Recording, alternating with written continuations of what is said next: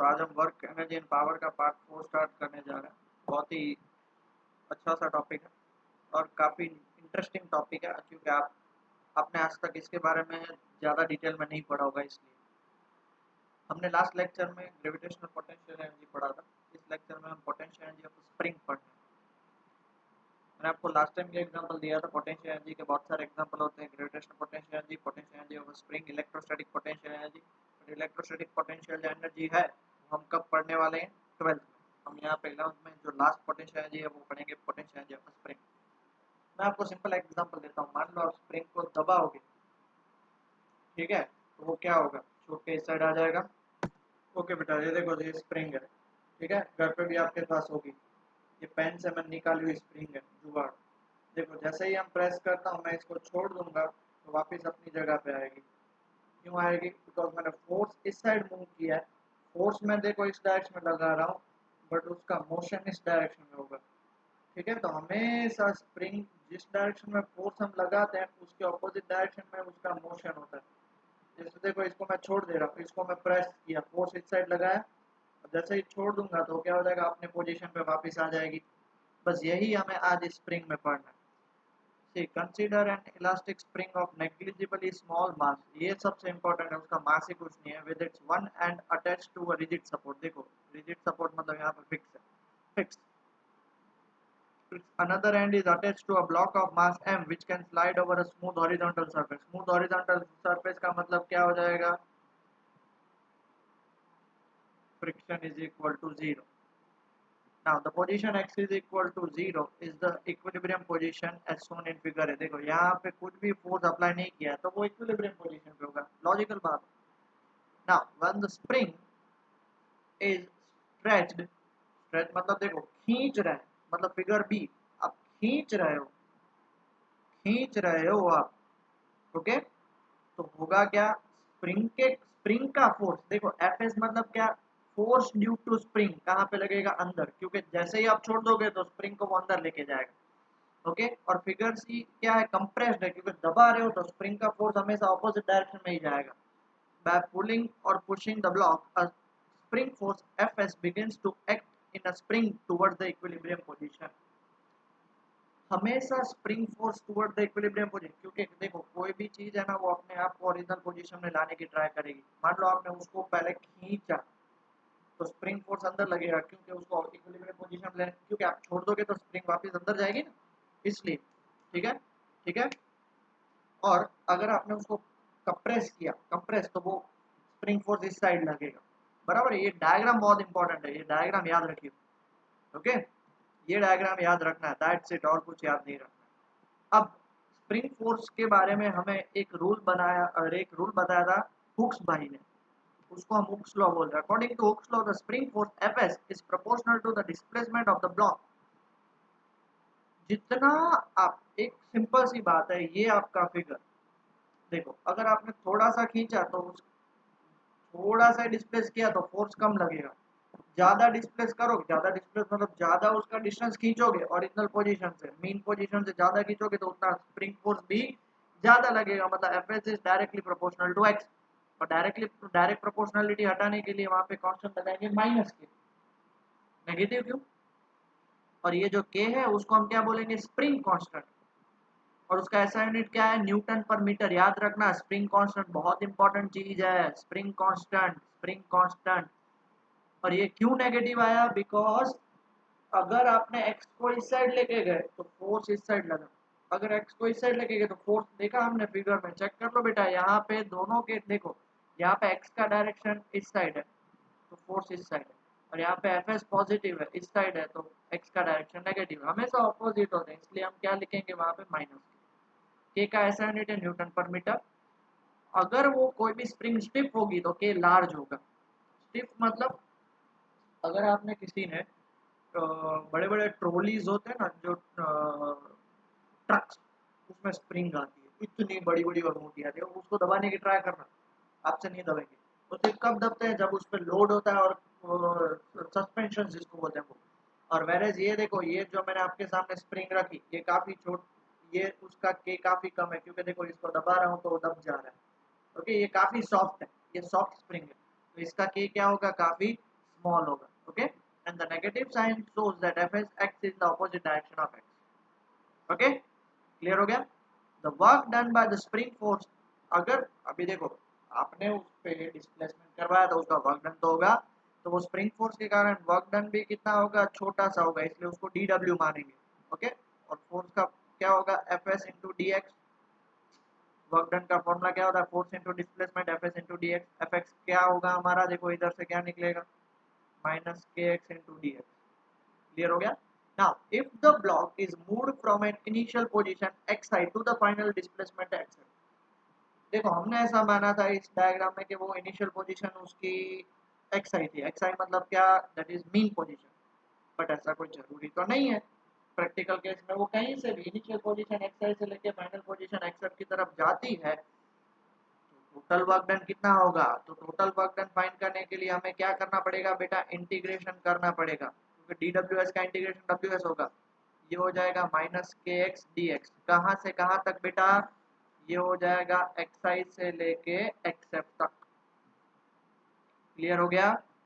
अब इसमें देखो हमको इधर इंटीग्रेशन करना है किसके रिस्पेक्ट में, dx के रिस्पेक्ट में, तो ये जो हमारा जो माइनस के है वो कांस्टेंट है, तो बाहर निकल आएगा, क्या हो जाएगा बेटा, W S is equal to minus K बाहर आ गया, क्या बचा, एक्स डी एक्स, कहाँ से लेके एक्स आई से लेके एक्स एफ तक, और माइनस के एक्स का इंटीग्रेशन क्या होता है, X square by two, X I से लेके एक्स एफ तक, और W X is equal to minus half भी बाहर आ जाएगा, तो इसको मैं क्या लिख सकता हूँ, माइनस माइनस के बाय टू, अंदर हम पहले पुट करेंगे F x F square minus X I square, upper limit minus lower limit, but जब ये इनको मल्टीप्लाई करूंगा तो जो पॉजिटिव है वो नेगेटिव हो जाएगा और नेगेटिव है वो पॉजिटिव हो जाएगा। समझ में आया। तो ये हमारा क्या हो जाएगा, हाफ के X I square minus half के एक्स एफ स्क्वायर, ये आपका आंसर, ये है टोटल वर्क, बराबर है।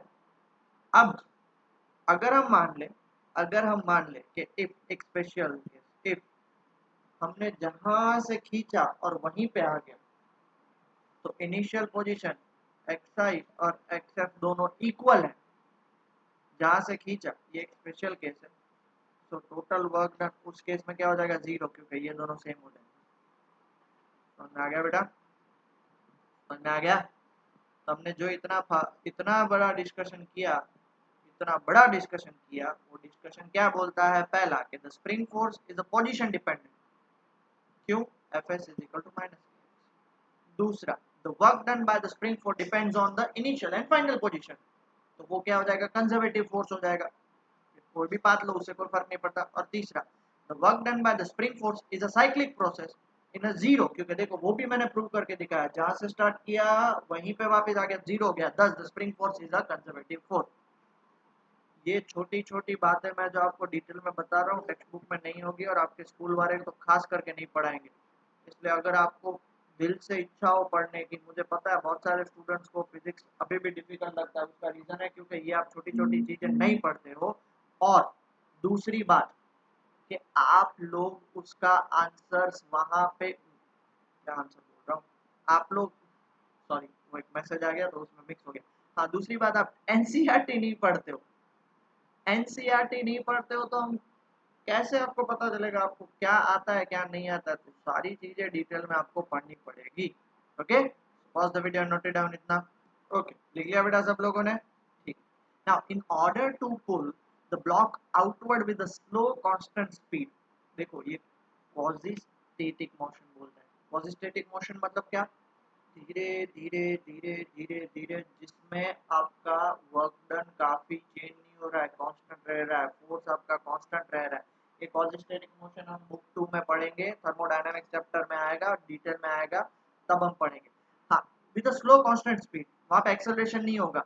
The external force F equal to the opposite and opposite to Fs and to has to be applied. सुनिएगा बहुत ध्यान से सुनिएगा, अगर आपको धीरे धीरे उसे बाहर लाना है कांस्टेंट स्पीड से, तो आपको external force F equal and opposite to Fs has to be applied. Fs अंदर की साइड होगा, मान लो उसको मुझे बाहर खींचना है, एफ एस इस साइड होगा, मुझे धीरे धीरे उसको बाहर की तरफ खींचना है, तो मुझे एफ जो है वो एफ एस से अपोजिट लेके आना पड़ेगा, वो भी धीरे धीरे, और कितना इक्वल एंड ऑपोजिट, तभी वो स्लो और कांस्टेंट स्पीड से उस मैं ब्लॉक को खींच सकता हूँ। So the work done by the external force will be equal to the increase in P of the spring. क्योंकि जितना भी वर्क डन होगा वो सब P में चला जाएगा, तो del U change in potential energy is equal to W is equal to क्या हो जाएगा, हाफ के X F square minus half के एक्स आई स्क्वायर। सर ये कैसे किया, ये तो गलत हो गया। बता, बहुत ध्यान से, डेल यू आपका होता है ना, del U it is negative, del U is negative, आपको सबको पता है कि भाई it is negative of the work done, बराबर है, negative of the work done, क्योंकि पोटेंशियल एनर्जी पूरा उल्टा ही काम करता है, इसलिए वहां पे हमने जो प्रूव किया था, यहाँ पे X I minus X F था, और यहाँ पे क्या आ जाएगा, X F minus X I. Okay, पक्का। नाउ इफ, अगर हम मानते हैं कि potential energy of U X of a spring to be zero when the block is in equilibrium position, the potential energy of a spring for an extension will be, मतलब initial position उसकी mean position है, zero हो जाएगा, तो therefore इसको मैं क्या लिख सकता हूँ, U X minus zero is equal to, ये क्या हो जाएगा, हाफ के X F square minus zero, that is U X is equal to half के एक्स स्क्वायर। ये याद रखना, ये पोटेंशियल, समझो कोई टेंशन लेने वाली बात नहीं है बेटा। अगर इनिशियल पोजीशन की उसकी पोटेंशियल एनर्जी जीरो है, इनिशियल पोजीशन की उसकी पोटेंशियल एनर्जी, इस जीरो को कट कर दो बस, यू एक्स, हाँ, इनिशियल पोजीशन यू एक्स का मतलब potential energy at position X, और मीन पोजीशन पे जीरो है, तो पोजीशन एक्स पे कितनी होगी, तो U X is equal to half के एक्स स्क्वायर। सिंपल सी बात है, प्लीज कंफ्यूज मत हो जाइए बेटा, आपको सिंपल सी बात समझनी है कि पोटेंशियल एनर्जी का फॉर्मूला होता है हाफ के फाइनल स्क्वायर माइनस हाफ के इनिशियल स्क्वायर, एक्स आई का स्क्वायर। एक्स आई इनिशियल है और फाइनल मैंने उसको, ये इनिशियल है, मैंने इतना खींच लिया, तो इनिशियल तो जीरो था, फाइनल कितना मैंने खींचा, एक्स खींचा, तो एक्स स्क्वायर हो गया, बात हो गई खत्म। ठीक है, ये बहुत ही इंपॉर्टेंट ग्राफ है, बहुत ही इंपॉर्टेंट ग्राफ है, ध्यान से सुनिएगा। ग्राफ क्या बता रहा है कि figure shows the plot of spring Fs versus displacement x attached to the free end of the spring। और आपको पता है कि Fs और x दोनों एक दूसरे से क्या होते हैं, अपोजिट होते हैं कि नहीं अपोजिट। अब देखो, अगर मैंने x बढ़ाया तो f नेगेटिव होगा, और x मैंने अपोजिट साइड ले गया तो fs पॉजिटिव होगा, क्योंकि fs y पे है और x क्या है, that is displacement x axis पे, समझ रहे हो। तो यहाँ पे देखो, अगर मैं डिस्प्लेसमेंट बढ़ा रहा हूँ तो वो y एक्सिस मतलब fs क्या हो रहा है, नेगेटिव हो रहा है, और अगर मैं डिस्प्लेसमेंट नेगेटिव कर रहा हूँ तो fs क्या हो रहा है, पॉजिटिव हो रहा है, बराबर है। क्लियर हो गया, ग्राफ पता चल गया, ओके डन। हाँ, अकॉर्डिंग टू हुक्स लॉ, मान लेते हैं the spring force for an extension xm तक खींचने के लिए उसका स्प्रिंग फोर्स क्या होगा, fs is equal to minus K xm हो जाएगा। तो वर्क डन कितना होगा, तो work done is equal to, work done का फॉर्मूला होता है आपका फोर्स इनटू डिस्प्लेसमेंट।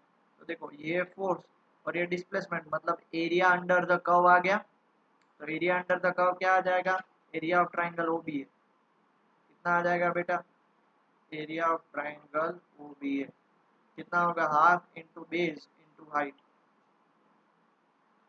तो वर्क डन कितना हो जाएगा, हाफ, ए बी आपका कितना है, एफ एस है, और ओ बी कितना है, एक्स एम है। एफ एस की वैल्यू मैं इसमें डाल दूँ, हाफ एफ एस की जगह पे minus K x M into X M, तो ये कितना हो जाएगा, माइनस हाफ के एक्स एम स्क्वायर। ये तो आपको प्रूव करना था, बट अब सुनना, ये वर्क डन बाय स्प्रिंग है, बाय स्प्रिंग है ये। In order to stretch the spring slowly, an external force equal and opposite F has to be applied। तो आपको F जो अप्लाई करना पड़ेगा, तो वो तो क्या होगा, equal and opposite to F S, therefore उसके कारण जो वर्क होगा वो क्या होगा, माइनस, ये स्प्रिंग फोर्स के कारण वर्क है ना, तो ये क्या होगा, माइनस ऑफ डब्ल्यू एस। अब माइनस ऑफ डब्ल्यू एस मतलब ये माइनस ऑफ माइनस, वो क्या हो जाएगा, प्लस हाफ के एक्स एम स्क्वायर। तो मैंने आपको पहले वो डिटेल में समझाया, इंटीग्रेशन ये ग्राफ से समझाया। This work done is stored in the form of potential energy of the spring, और वो potential energy of the spring क्या हो जाएगी, हाफ के एक्स एम स्क्वायर। आ गया समझ में? आ गया समझ में? पक्का? ओके बेटा, now conservation of energy in an elastic spring. अब ये देखो, ये भी अच्छा सा टॉपिक है, conservation of energy in an elastic spring. अब मान लेते हैं if we stretch a string to a distance X M, तो उसकी पोटेंशियल एनर्जी कितनी हो जाएगी? हाफ के एक्स एम स्क्वायर। अभी तो हमने डिराइव किया, जितना खींचोगे तो उसमें पोटेंशियल एनर्जी हाफ के एक्स एम स्क्वायर हो जाएगी। Now when it is released, it begins to move under the spring force till it reaches the equilibrium position x is equal to 0। Figure ये check कर लो, देखो जैसे मैंने उसको खींचा xm तक, ये एग्जैक्ट उसका फिगर नहीं है, समझाने के लिए, यहाँ तक खींचा, फिर उसको छोड़ दूंगा तो जब तक वो ओरिजिनल पोजीशन पे नहीं आएगी तब तक तो स्प्रिंग फोर्स लगेगा, फिर स्प्रिंग फोर्स खत्म हो जाएगा, तो फिर क्या लगेगा? Where it has maximum velocity, मतलब सेंटर पे उसकी मैक्सिमम वेलोसिटी होगी। मतलब ये देखो, ये रिजिड सपोर्ट है, ये स्प्रिंग है, ये मेन पोजीशन है, यहाँ तक हमने खींचा, ठीक है। जैसे इसको छोड़ दिया तो ये कहाँ पे जाएगा? इधर जाएगा, ठीक है। तो यहाँ तक आ जाएगा, तो यहाँ पे उसकी वेलोसिटी क्या हो जाएगी? मैक्सिमम। मतलब हमेशा मेन पोजीशन पे उसकी वेलोसिटी क्या होगी? Maximum. Now all the P is converted into के। उसमें जो खींचा था उसमें सारी पोटेंशियल एनर्जी स्टोर थी, वो पोटेंशियल एनर्जी क्या कर देगा? छोड़ देगा। छोड़ी, इसलिए तो पोटेंशियल एनर्जी किस में कन्वर्ट हुई? काइनेटिक एनर्जी में, इसलिए तो उसकी स्पीड बढ़ी ना। आप इसको थोड़ा सा प्रैक्टिकल दिमाग में भी फिट करके देख लीजिए कि भाई अगर आप जैसे ही उसको छोड़ते हो खींच के, तो क्या होगा? अंदर की तरफ जाएगा, मतलब उसकी वेलोसिटी बढ़ेगी। क्यों? Because potential energy is converted into kinetic. Now due to the inertia of motion the body overshoots the x is equal to 0 position. अब ओवरशूट्स द मतलब क्या? जनरली ऐसा होता है कि भाई जहां से स्टार्ट किया वहां पे आके रुक जाना चाहिए, ऐसा नहीं होता। But motion, inertia of motion का मतलब if a body is in motion it remains in motion, तो वो वहां पे मीन पे स्टॉप नहीं होगा, जाएगा थोड़ा अंदर तक जाएगा। मतलब ऐसे यहाँ तक खींच के गए, ये उसकी मीन पोजीशन है, यहाँ मीन नहीं, ये उसका रिजिड सपोर्ट है, ये मीन पोजीशन है। यहाँ तक खींच के गए तो वापिस अंदर तक जाएगा, मीन में स्टॉप नहीं हो जाएगा। डायग्रामेटिकली मैं ड्रॉ करके समझाता हूँ, बराबर है। अगर यहाँ तक मैं उसको खींच के जाता हूँ, फिर मैं उसको रिलीज कर देता हूँ यहाँ से, तो क्या होगा? ये मेन पोजीशन है उसकी, यहाँ पे आएगा तो फिर यहाँ पे क्या स्टॉप हो जाएगा ना? ये और अंदर तक जाएगा। क्यों? क्योंकि वो इनर्शिया ऑफ मोशन क्या बोलता है कि वो स्टेट ऑफ मोशन में है, तो मोशन में रहने की टाइम वो कहाँ तक अंदर जाएगा? तो थोड़ा अंदर तक जाएगा, ये इतना पार्ट अंदर तक जाएगा। समझ रहे हो? समझ रहे हो बेटा? पक्का? ठीक है। Now its velocity decreases until it momentarily stops at position x is equal to minus xm। और जितना आपने मीन पोजीशन से मान लो इतना उसको xm पोजीशन अंदर खींचा था, उतना ही xm पोजीशन वो इस साइड जाएगा, वहां पे वो मोमेंटरीली स्टॉप हो जाएगा, जहां पे उसकी वेलोसिटी क्या हो जाएगी? जीरो। यहाँ पे भी उसकी वेलोसिटी क्या थी? यहाँ पे भी उसकी वेलोसिटी जीरो ही थी, बराबर है। क्यों? क्योंकि वहां पे आपने स्टॉप कर दिया। फिर यहाँ पे मीन पोजीशन पे उसकी वेलोसिटी क्या है? मैक्सिमम। फिर ऑल द के इज कन्वर्टेड इनटू पी, फिर यहाँ से जितनी भी के इकट्ठा होकर इस साइड लेके जाएगा तो वापस उसमें सारी क्या हो जाएगी? पी। फिर छोड़ेगा तो यहाँ पे आएगा तो सारी के ही में कन्वर्ट हो जाएगी, फिर यहाँ पे जाएगा तो सारी किस में कन्वर्ट हो जाएगी? पी में। Now the spring force again pulls the body towards the position x is equal to 0। अब जैसे ही due to inertia of motion body यहाँ पे जाती है तो स्प्रिंग फोर्स उसका अपोजिट लगेगा, मतलब वापस यहाँ पे आने की ट्राई करेगा। Thus the body keeps on oscillating, मतलब वो यहाँ तक मैं उसको लेके गया, फिर यहाँ से वापस यहाँ पे, फिर वापस यहाँ पे, फिर वापस यहाँ पे, ऐसे वो क्या करता रहेगा? ऑसिलेट करता रहेगा। तो इस कंडीशन में टोटल मैकेनिकल एनर्जी क्या रहेगी? कांस्टेंट। आप बोलोगे सर हम तो प्रैक्टिकली ऐसे देखते हैं तो वो स्टॉप हो जाता है। यस, बट यहाँ पे हम क्या मानते हैं कि वो जो फ्रिक्शनलेस सरफेस है और वो जो स्प्रिंग है वो नेग्लिजिबल मास की है, इसलिए। तो लास्ट केस में क्या बोल सकते हैं? Total mechanical energy remains constant. समझ में आया बेटा? पक्का समझ में आया? ठीक है, pause the video, note it down. Okay बेटा, तो आपने लिख लिया। अब एक्सट्रीम पोजीशन पे, एक्सट्रीम पोजीशन मतलब x is equal to plus minus X M, जहाँ पे उसकी वेलोसिटी जीरो होती है, तो बेटा मुझे बता सकते हो एक्सट्रीम पोजीशन पे काइनेटिक एनर्जी का तो formula half M we square होता है, तो वो जीरो हो जाएगा। पोटेंशियल एनर्जी का फॉर्मूला होता है हाफ के x M square, that is वो क्या हो जाएगा? Maximum value. फिर जैसे उसको आप छोड़ के बीच में लेके आओगे, इंटरमीडिएट पोजीशन, इंटरमीडिएट मतलब कहीं पे भी, देखो इंटरमीडिएट मतलब वो एग्जैक्ट बीच में नहीं, इक्विलिब्रियम नहीं बोल रहा है, इक्विलिब्रियम आगे आएगा, ये इंटरमीडिएट कोई भी एक पोजीशन जहाँ पे थोड़ी बहुत उसकी काइनेटिक एनर्जी रहेगी, थोड़ी बहुत उसकी पोटेंशियल एनर्जी रहेगी। ओके, दूसरी बात, उससे पहले मुझे यहाँ पे बताओ तो टोटल एनर्जी क्या होगी, के प्लस यू, मतलब सिर्फ हाफ के एक्स एम स्क्वायर हो जाएगी, यू के तो जीरो है। Now at intermediate position total energy तो वापस क्या रहेगी, सेम रहेगी, क्या, के E plus P E. Intermediate position पे मैं उसकी वेलोसिटी को क्या मान लेता हूँ, वेलोसिटी को मैं वी मान लेता हूँ। तो टोटल एनर्जी हमारी कितनी थी, वो चाहे कोई भी पोजीशन हो, हमने लास्ट लेक्चर में ही देखा था भाई, वो बॉल वाला फ्री फॉल वाला ऊपर बीच में लास्ट में हमेशा एम जी एच एम जी एच एम जी एच रहता है। तो यहाँ पे भी हाफ के एक्स एम स्क्वायर, हाफ के एक्स एम स्क्वायर, हाफ के एक्स, काइनेटिक एनर्जी क्या रहेगी, हाफ एम वी स्क्वायर। अब पोटेंशियल एनर्जी रहेगी ना, उसका पोटेंशियल एनर्जी रहेगी हाफ के एक्स स्क्वायर, मतलब कोई भी एक बीच वाली पोजीशन वेलोसिटी वी, और पोजीशन क्या मान लेंगे उसको बेटा, हम पोजीशन मान लेंगे एक्स। अब इसको हमको तो v फाइंड करना है कि तब उसकी वेलोसिटी कितनी होगी। तो देखो ये टूट गया, ये टूट गया, ये टूट गया, सब में इसको इस साइड लेके आओ, तो k X M square minus K x square is equal to M we square, m जाएगा डिवाइड में, तो therefore v square is equal to क्या होगा, k by m X M square minus X square, and therefore v की value क्या हो जाएगी, under root k by m X M square minus X square. अब बहुत सारे स्टूडेंट क्या करेंगे, एक्स एम का स्क्वायर मतलब बाहर एक्स एम निकलेगा, एक्स का स्क्वायर मतलब बाहर एक्स निकलेगा, तो एक झापड़ पड़ेगी, क्योंकि आप अभी 11th में आ गया और साइंस लिया, तो वो फालतू की चीजें मत करना। डन। और तीसरा केस, जो फाइनल केस है, उसको हम बोलेंगे इक्विलिब्रियम पोजीशन। इक्विलिब्रियम पोजीशन पे आपको पता है X is equal to zero, X is equal to zero मतलब यू की वैल्यू जीरो, और वेलोसिटी वहाँ पे क्या होती है, वेलोसिटी इज मैक्सिमम, तो उस वेलोसिटी को मैं क्या लिखूंगा, वी एम। तो वहाँ पे काइनेटिक एनर्जी क्या हो जाएगी, half M V M square हो जाएगी, हाफ वी एम स्क्वायर। तो टोटल एनर्जी का तो फॉर्मूला आप सब लोगों को पता ही है बेटा, क्या है, के प्लस यू। टोटल एनर्जी कितनी होती है, हाफ के एक्स एम स्क्वायर, और के आपका क्या हो जाएगा, half M V M square, और यू तो जीरो है, मतलब कोई लिखने का मतलब नहीं, ये टू टू कैंसिल हो जाएगा।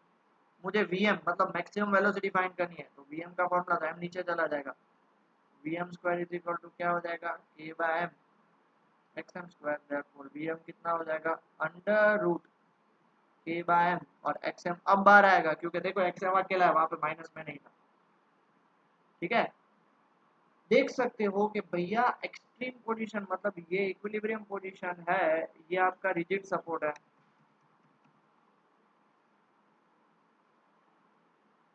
ठीक है, ये रिजिड सपोर्ट है, ये इक्विलिब्रियम पोजीशन है, ये आपकी extreme position x m plus, ये एक्सट्रीम पोजीशन आपकी एक्स एम माइनस, और ये आपकी क्या है, इक्विलिब्रियम पोजीशन है। यहाँ से यहाँ पे घूमता रहेगा, कहीं पे भी बीच में मान लो बॉक्स इधर हो, इधर हो, या इधर हो, या एंड पे हो, या इस एंड पे हो, हर जगह पे उसकी टोटल एनर्जी हमेशा क्या रहेगी, कांस्टेंट रहेगी, हाफ के x square. The variation of K and P of total energy with displacement X as shown in figure, next figure बता रहा हूँ, as both K and P depends on X square the graphs are parabolic. देखो K भी किस पे है, half M square, potential energy भी क्या, हाफ के एक्स एक्स एम स्क्वायर, दोनों स्क्वायर मतलब क्या रहेगा, उसका क्या बोल सकते हैं हम, वो पैराबोलिक ग्राफ रहेगा। और total mechanical energy is equal to k plus u, हमेशा कांस्टेंट रहेगा, so it's graph is a straight line parallel to displacement axis. कौन सा ग्राफ, ये रहा ग्राफ, फेवरेट ग्राफ मेरा, अगर ये ग्राफ नहीं बना तो जीरो। डिस्प्लेसमेंट पे आप देख लो, डिस्प्लेसमेंट पे ये जो ब्लैक है वो यू है, डिस्प्लेसमेंट ओरिजिन पे काइनेटिक एनर्जी मैक्सिमम, ये पोजीशन पे काइनेटिक एनर्जी मैक्सिमम है, इसलिए पोटेंशियल एनर्जी क्या होगी, जीरो। ये आपका क्या है, ये है एक्सट्रीम पोजीशन, वहां पे v is equal to zero है, इसलिए काइनेटिक एनर्जी जीरो है, पोटेंशियल एनर्जी क्या है, मैक्सिमम है। तो देखो इसलिए पोटेंशियल एनर्जी मैक्सिमम, ये जीरो, यहाँ पे kinetic energy maximum p zero, यहाँ पे देख लो p मैक्सिमम जीरो, बट सबको ऐड करोगे तो ये आपको जो स्ट्रेट लाइन मिल रही है ना, वो ही मिलेगी। ये आपको स्ट्रेट लाइन मिलेगी, वही मिलेगी। वो स्ट्रेट लाइन क्या है? मैकेनिकल एनर्जी, क्योंकि मैकेनिकल एनर्जी हमेशा क्या रहती है? कांस्टेंट। समझ में आ गया बेटा? ये ग्राफ सबसे इंपॉर्टेंट है। डन? पक्का? आगे बढ़े?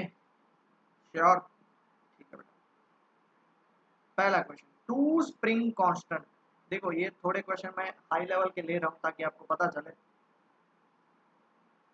बहुत मजा आएगा सॉल्व करने में भी। ठीक है, टू स्प्रिंग कांस्टेंट है, force constant K1 and K2।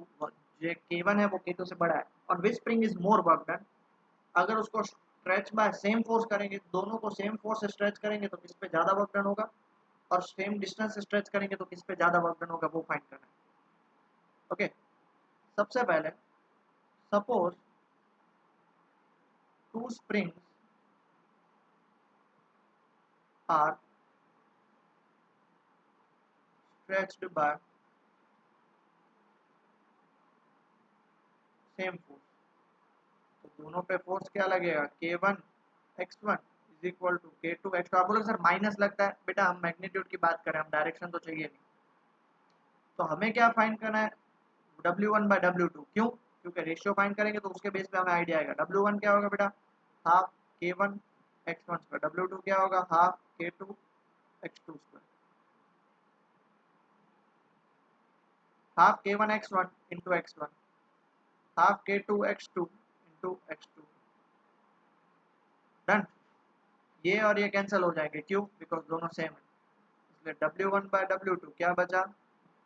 x1 bye x2। क्या बचा बेटा? x1 bye x2। अब मुझे यहाँ से देखना बेटा, ये K1 x1 is equal to K2 x2 है। तो ये K2 को मैं नीचे लेके आऊँ, सॉरी इस K1 को नीचे लेके जाऊंगा, तो x1 bye x2 is equal to मुझे क्या मिलेगा? K2 bye K1। वो मैं यहाँ पे पुट करूंगा, क्या आ जाएगा? K2 bye K1। पता चला बेटा x1 bye x2 K2 bye K1 क्या होगा? तो therefore W1 by W2 is equal to K2 by K1। अब सुनना बेटा, अब सुनना बहुत ध्यान से।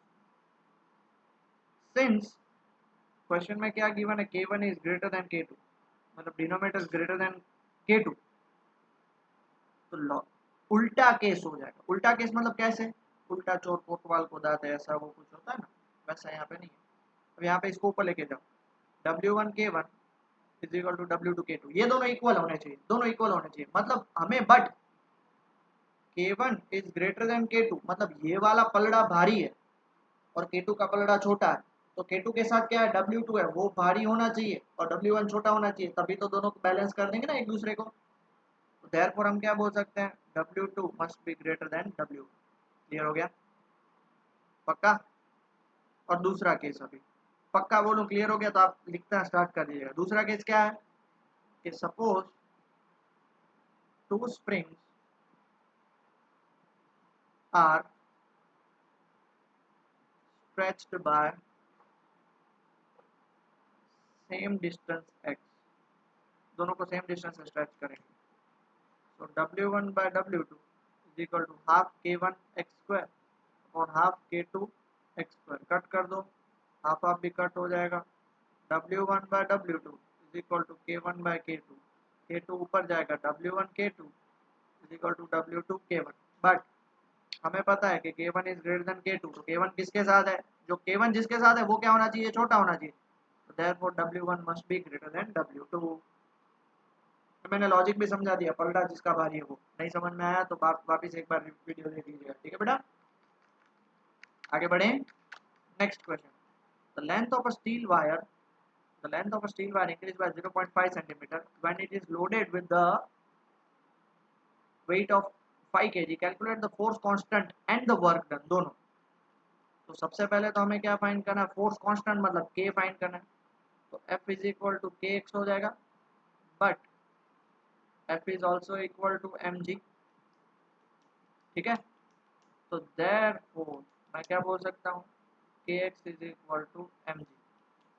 मुझे k फाइंड करना है, क्या बोल सकता हूँ? mg bye x। m कितना है? 5, g कितना है? 10 लेने को बोल दिया, और x कितना है? 0.5 सेंटीमीटर, तो उसको मीटर में कन्वर्ट करेंगे तो 0.5 इंटू 10⁻²। इसको सबको सॉल्व करने से आंसर आएगा 10⁴ न्यूटन पर मीटर। और दूसरा हमें फाइंड करना है work done in stretching the wire. समझ रहे हो, ये स्टील वायर है, नीचे 5 kg का मैंने लोड रखा तो वो उसकी लेंथ 0.5 सेंटीमीटर बढ़ जाएगी। तो उसने कितना वर्क डन किया, तो W का फॉर्मूला क्या होगा, हाफ के एक्स स्क्वायर हो जाएगा। हाफ के की वैल्यू 10⁻⁴, एक्स की वैल्यू कितनी है, कितना 0.5 इंटू 10⁻⁻² का स्क्वायर।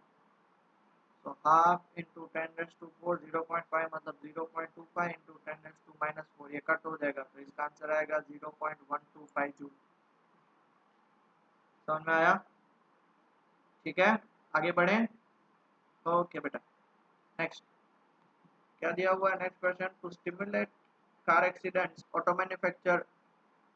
कार एक्सीडेंट कितना उसमें इफेक्ट होगा नहीं होगा, तो वो एक क्या करते हैं, एक ऑटो मैन्युफैक्चर वो कलीजन करते हैं, और वो कलीजन क्या होता है, खुद का मतलब क्या बोल सकते हैं, टेस्टिंग ट्रायल बेस पे कलीजन करना। कंसिडर टिपिकल सिमुलेशन, सिमुलेशन उसी को बोलते हैं कि जो रियल नहीं होता है, ऐसे ही वो या तो वो वर्चुअल होता है या फिर वो दो डमी को बिठा के ऐसे दो कार को ऐसे टकराते हैं। With the car, consider a typical simulation with a car of mass 1000 kg moving with the speed of this on a smooth and colliding with a horizontal mounted spring of a spring constant। ये मान लो ये spring, यहाँ पे spring ऐसे ऐसे वो mount की गई है और यहाँ पे से कार ऐसे आ रही है, ठीक है, यहाँ पे टकरा रही है। What is the maximum compression, spring कितना कंप्रेस होगी वो फाइंड करना, क्योंकि टकराएगी तो स्प्रिंग कंप्रेस तो होगी, बराबर है। अब क्लियर हुआ बेटा, ठीक है, चलो मास कितना दिया हुआ है 1000 kg, स्पीड कितनी दी हुई है 18 किलोमीटर पर आवर, मीटर पर सेकंड में कन्वर्ट करेंगे तो 5 मीटर पर सेकंड, और स्प्रिंग कांस्टेंट के दिया हुआ है 6.25 इंटू 10⁻³ न्यूटन पर मीटर, और हमें what is the maximum compression find करना है।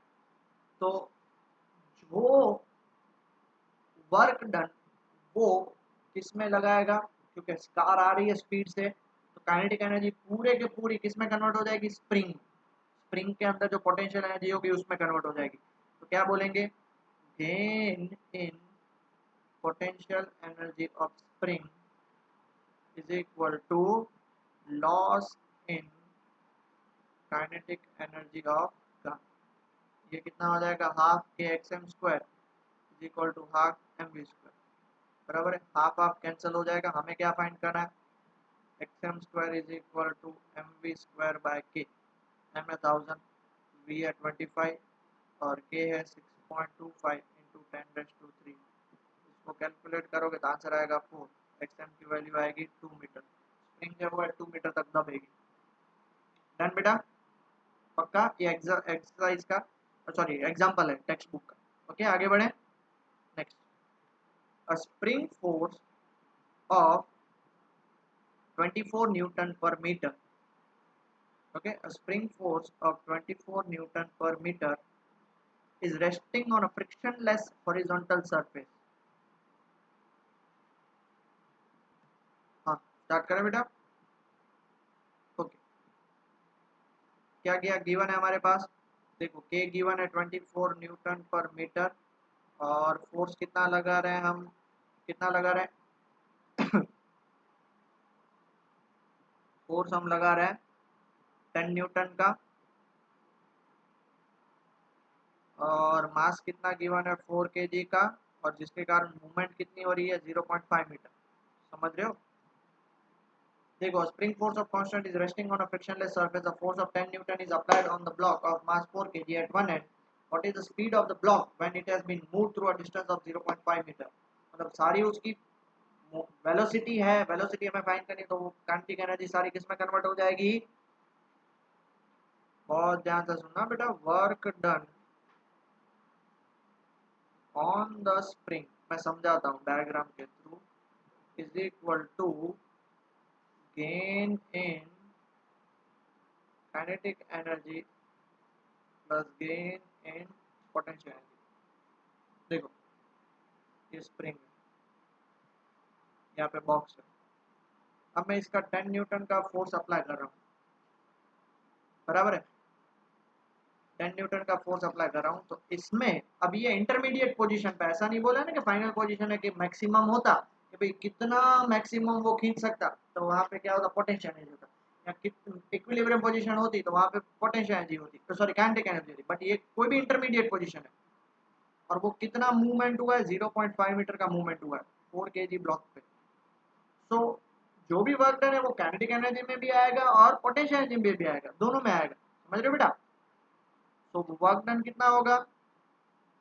तो वर्क डन तो होगा k x, gain in kinetic energy कितनी हो जाएगी, half M square, plus gain in potential energy हो जाएगी हाफ के एक्स स्क्वायर। के कितना है, के 24 इंटू एक्स कितना है 0.5 इक्वल टू हाफ एम कितना है 4 इंटू वी स्क्वायर फाइंड करना है हाफ। के कितना है 24 इंटू एक्स कितना है 0.5 का स्क्वायर। तो ये हो जाएगा 12, ये हो जाएगा 2v स्क्वायर, ये हो जाएगा 12, और 0.5 का स्क्वायर होता है 1/4, मतलब इसको कट करोगे 3, उस साइड जाएगा तो ये हो जाएगा 9। तो 9 is equal to 2v square.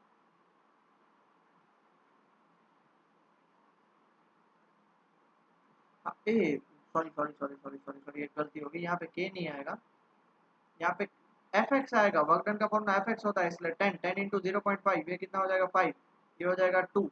So 2 two cancel, therefore v square की वैल्यू 1, देयरफॉर वी की वैल्यू 1 मीटर पर सेकंड। ओके सॉरी, बहुत फालतू की मिस्टेक करी थी मैंने। डन, आगे बढ़े। और last question, a block of mass 2 kg, a block of mass 2 kg initially at rest is dropped from a height of 1 meter into vertical spring। देखो ये वर्टिकल स्प्रिंग ऐसी होती है, 2 kg का एक ब्लॉक है, उसको हम स्प्रिंग पे छोड़ रहे हैं 1 मीटर हाइट से, ठीक है। तो क्या होगा, ये स्प्रिंग थोड़ी नीचे दब के ऐसे हो जाएगी, कितना दब रही है, इतना दब रही है, तो वो हमें कंप्रेशन फाइंड करना है, वो हमें कंप्रेशन फाइंड करना है। क्लियर हुआ? अब एक बात समझना, ये टोटल हाइट h है, टोटल हाइट h, और उसका कंप्रेशन कितना हुआ, x कंप्रेशन हुआ, तभी यहाँ पे ब्लॉक ऐसे आएगा ना, कंप्रेशन होगा वो। तो ब्लॉक ने एक्चुअल डिस्टेंस कितना ट्रैवल किया, h plus x distance travel किया। समझ रहे हो? हाइट तो है 1 मीटर, प्लस उसको x मीटर उसका कंप्रेशन भी हो रहा है, तो actual distance travel by the block is h plus x. ऐसे ही क्वेश्चन एमसीक्यूज में आएंगे बहुत सारे भर भर के। So let h be the height through which block falls,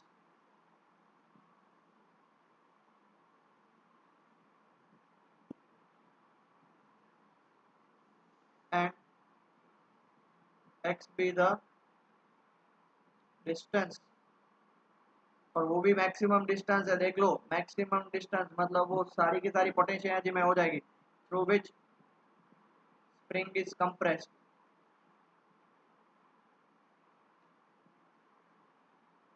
तो हम क्या बोल सकते हैं, टोटल डिस्टेंस ट्रैवल्ड,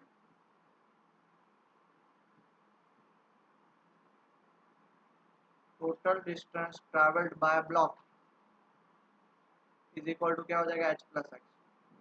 तो यहाँ पे क्या होगा, जितना gain in potential energy of spring होगा वो क्या हो जाएगा, is equal to loss in potential energy of block. कहाँ से पोटेंशियल एनर्जी, क्योंकि ऊपर से नीचे आ रहा है तो whole and sole potential energy होगी।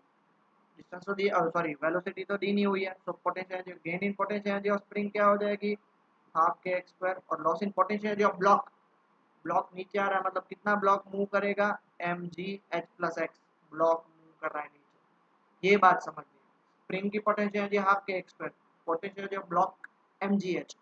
अब बोलो सर लॉस और गेन लिख रहे हो, तो वो जितना गेन पोटेंशियल एनर्जी वो देगा, वो पोटेंशियल एनर्जी स्प्रिंग ले लेगा, ब्लॉक जितना देगा वो स्प्रिंग ले लेगा, इसलिए सारी बात है। हाँ, के की जगह पे कितना दिया हुआ है, के दिया हुआ है 490 न्यूटन पर metre into X square is equal to M, mass कितना दिया हुआ है 2, जी की वैल्यू हम ले लेंगे 9.8, 10 भी ले लो मुझे कोई फर्क नहीं पड़ता, इंटू एच, एच हमें 1 मीटर दिया हुआ है और प्लस एक्स हो जाएगा।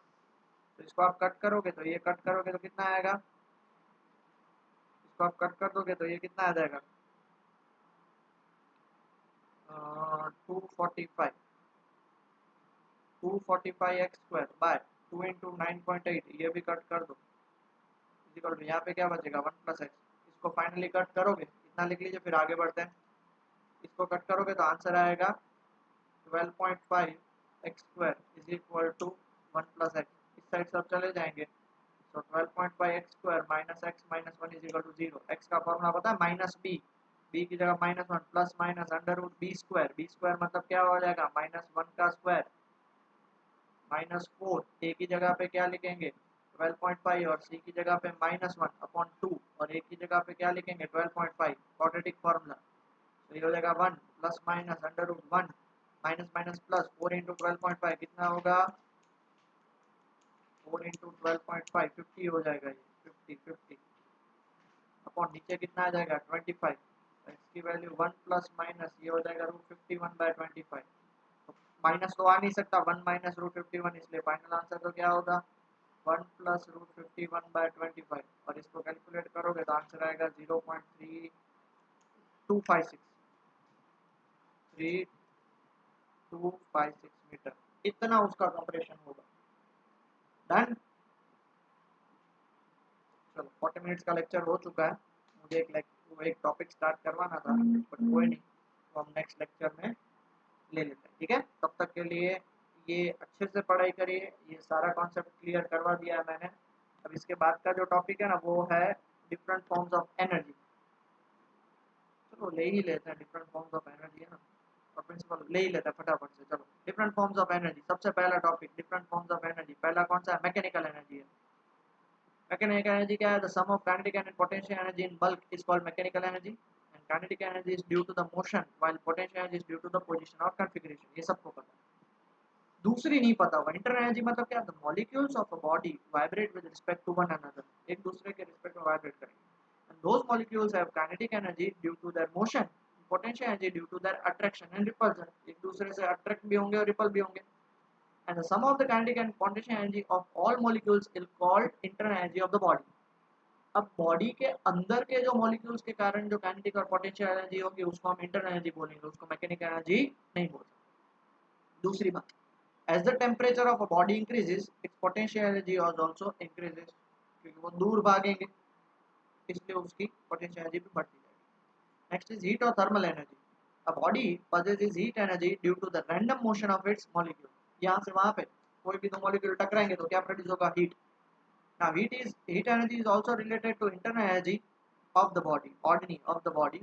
Now in winter we generate heat by rubbing our hands against each other। ये heat energy का एग्जांपल है। ओके, ये आपको टेक्स्ट बुक में नहीं है बट फिर भी मैं करा रहा हूँ ताकि आपको लॉजिक पता चले, कॉन्सेप्ट क्लियर हो। Next is chemical energy. A stable chemical compound has lesser energy than its constituent atoms, the difference being in arrangement and motion of the electron in the compound.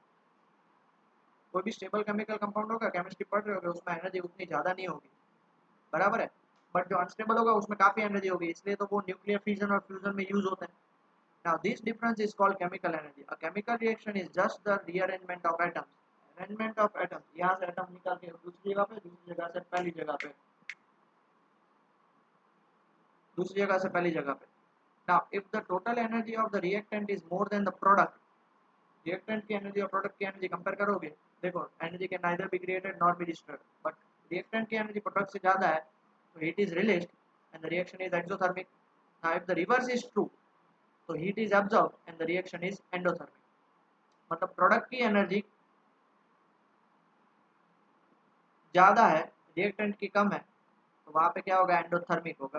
देखिए लिखा हुआ ना if the total energy of the reactant is more than that of product, तो वो exothermic होगा क्योंकि heat release होगी। Product की कम है तो बाकी एनर्जी कहाँ पे होगी हीट के फॉर्मेट में, बट उल्टा है तो endothermic. That is when 1 kg of coal is burned it releases 3 into 10⁻⁷ joule of energy. Next electrical energy और न्यूक्लियर एनर्जी, ये दोनों हम 12th में पढ़ेंगे, बराबर है। Electric charges and current attract और repel each other, they exert force on each other and work has to be done to move charges with respect to one another. Energy associated with this is called electrical और electromagnetic energy. आपको पता है या तो attract करेंगे या repel करेंगे, तो उसके कारण उनके अंदर जो वर्क डन होगा वो किसमें हो जाएगा electric energy. Next nuclear energy.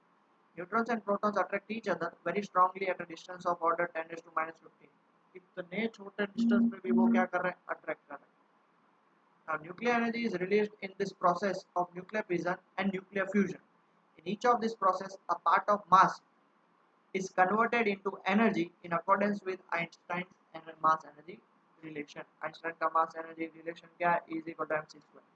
मतलब जो थोड़ा सा मास बच जाता है वो एनर्जी में कन्वर्ट हो जाएगा और वो कौन से फॉर्मेट से? E is equal to mc square से. मैंने ये फटाफट से पढ़ा दिया बिकॉज उसका रीजन है क्योंकि ये आपने ऑलरेडी डिटेल में करा हुआ है, इसलिए मैं ज्यादा इस पे टाइम वेस्ट नहीं करूंगा. Now, principle of conservation of energy. When we throw a ball up, the chemical energy stored in our body gets transferred to a ball of its kinetic energy. As the ball moves up, it loses its kinetic energy and gains P. At the highest point, all of its K is changed to P. As the ball falls on the ground, its P changes into heat or sound. ये भी बताया था. Bounce वाला case हमने एक example लिया था. 80% ही bounce होता है बिकॉज बाकी सब चला जाएगा हीट और sound. Although energy is being transferred from one form to another at every stage, yet its total amount remains same. Ball bounce होके सिर्फ 80% बाउंस हुआ तो बाकी एनर्जी कहाँ चलेगी? हीट और साउंड में. ओके, तो principle of conservation of energy क्या बोलता है? Energy can neither be created not be destroyed, it may be transferred from one form to another. दूसरा क्या बोलता है? The total energy of an isolated system remains constant. और तीसरा क्या बोलता है?